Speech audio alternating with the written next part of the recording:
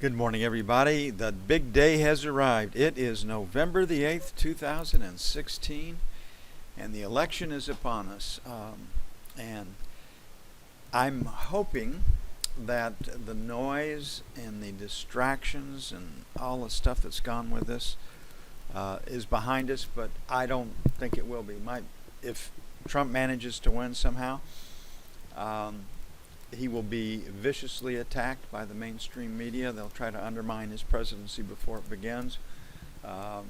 If you think they're loud and noisy and two-faced, probably the kindest way to put it right now, just wait if he wins.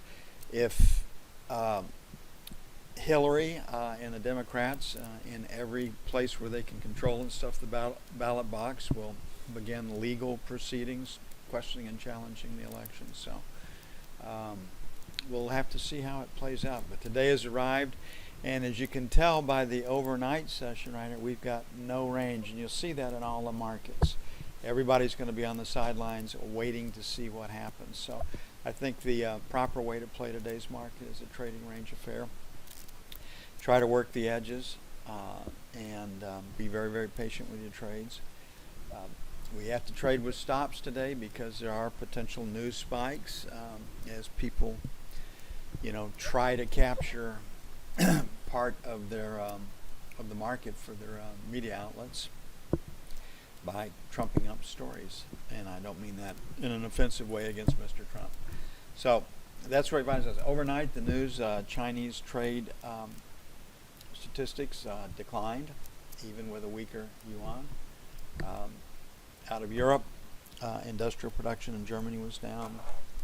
Trade balances in France and Germany were down. Great Britain's manufacturing industrial production was up, but overall Great Britain's industrial production was lower. So the economic news continues to show slowing or contraction around the globe. And that's where we find ourselves. If you were to look at our numbers, our numbers aren't as robust as being reported right now. So we had NFIB Small Business Optimism Index. They were expecting 94.3. It came in at 94.9. Nobody will pay any attention to it. While JOLTS is Janet Yellen's favorite measurement on the real strength of the economy, nobody will trade it, pay any attention to it. 5.67 million. This one's already out of the way. Now we might get a little reaction to that. I doubt it. So I think it's just going to be a trading range with the professional class controlling the activity. They will go past number one support and resistance levels to get the stops, and they'll bring it right back into the trading range. First sell in the E-mini is 30 to is 31 to 03. And then 7 to 11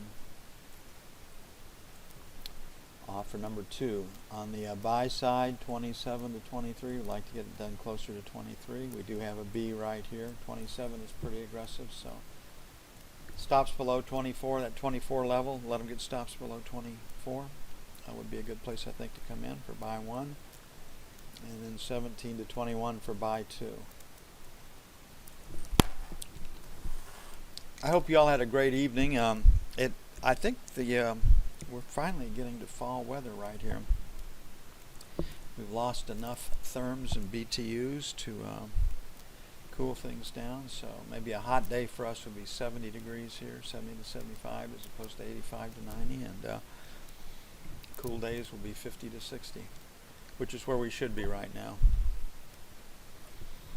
The average temperature for us in November is actually 50 degrees, and I don't know how they're going to make that number based on what's come before it. But I'm ready for it.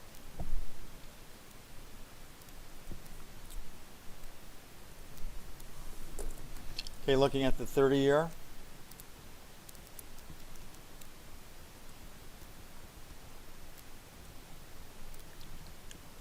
Number one resistance, basically 04 to 8. So 11 to 15, sell 1. 19 to 23, sell 2. I don't see much of a range today.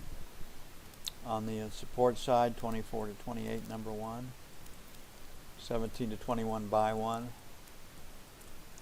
And then 9 to 13, buy 2. Okay, if Trump manages to win, I don't think it will impact treasuries. It will take equities lower, and that might be backdoor support for treasuries. If Trump does win, it should take equities lower. So we might get some support treasury-wise from weakness in the stock market.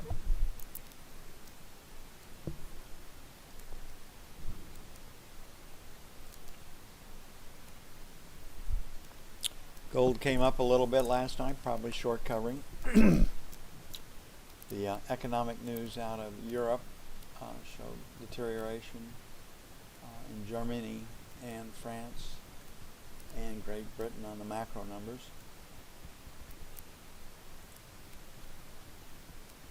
Got a holding. We weakened. When I looked at it early this morning, we were trading 84, 85. We were up about $3 or $4. So we have a seller at 84, 86. 89 to 91 will be sell 2. On the buy side, we'll make it 75, 77. Maybe have to pay 80s to get in, but we'll try for cheaper. Put a question mark at 80. That 78 to 80 area is held so far, and then 70 to 72 for buy 2.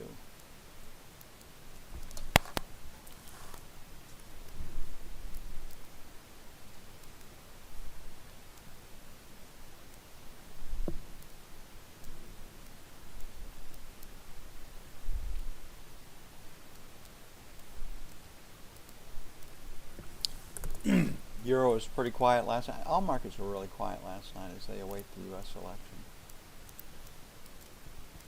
And the mainstream media has Hillary ahead by 2 to 4 points. The most accurate polls over the last 3 elections have Trump ahead by 1 to 5 points. So, and those that don't do active polling, look at other economic data, have Trump winning the White House, basically because of disaffection with the current administration. It's really tough to carry over after 8 years. Everybody's kind of ready for a change, and it's tough for an 8-year VP to win the nomination and go ahead and take it. So 75 to 85, sell 1.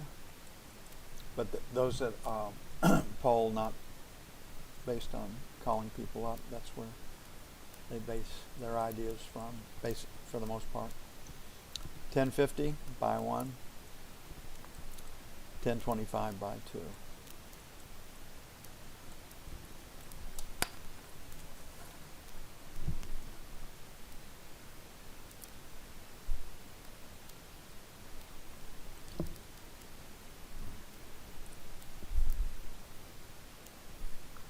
I still have a hard time reading the prices with the new half-tick scaling that they went to match the Forex market. I put an article up very early. It's on Zero Hedge if you want to go get it, about the rift between Saudi Arabia and Iran. Will OPEC be able to hold together based on what is going on between those two nations? And you know, it's the Shia versus Sunni. It's been going on since I think 1100 AD, and it is a fight to the death philosophically. So OPEC's held together without Iran's participation, and a lot of that was because of the sanctions that were put on Iran, where OPEC really didn't have to come to any hard decisions. Okay, here we are at 69. We've got volume at 89, so this 45 area, 45, 45 and a quarter, sell 1. 45, 50, 75, sell 2. Pretty much where we were last night. 44 and a quarter, 44, 50, buy 1. Like to get it done closer to 44, just like yesterday. We do have a B in the overnight session. I think fundamentals support lower prices. And then 45, 43.50, 43.75. Open up to the downside in case it does sell.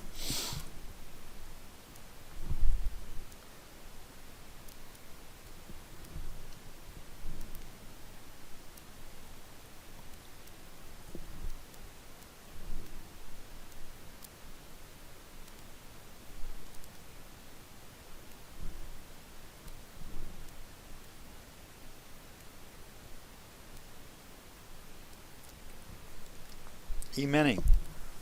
We talked about yesterday if we got through the 18 area that we'd make it up to 31. And we did. You can't beat structure. And we had this structure just right over here. The attractor's at 33.75, so a limit sell at 33.50, which would be new highs against that high volume number is the structural trade. Right now, resistance begins at 29.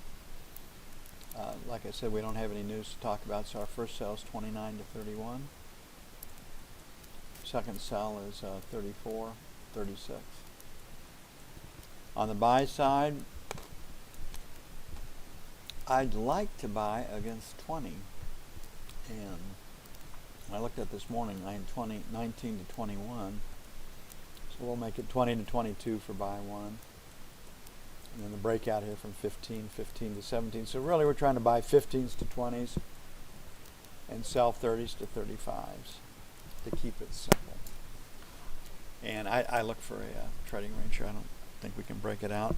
All subject to news. If supposedly some outfit is going to report exit poll information throughout the day. Normally they've held that to about 4 in the afternoon, and they haven't made projections from it. The major networks, they pay for that. But they've enlightened us with the details and the minutia of the election on who they talk to, the sample size, the breakdown of that sample size, of race, gender, etc. And but supposedly there's an outfit out there that's going to share that with us throughout the day, and that's where the news spikes will come from. Won't take too long to get everything up and posted. I'm going to get busy on that. I will be back with you for the 8 o'clock update.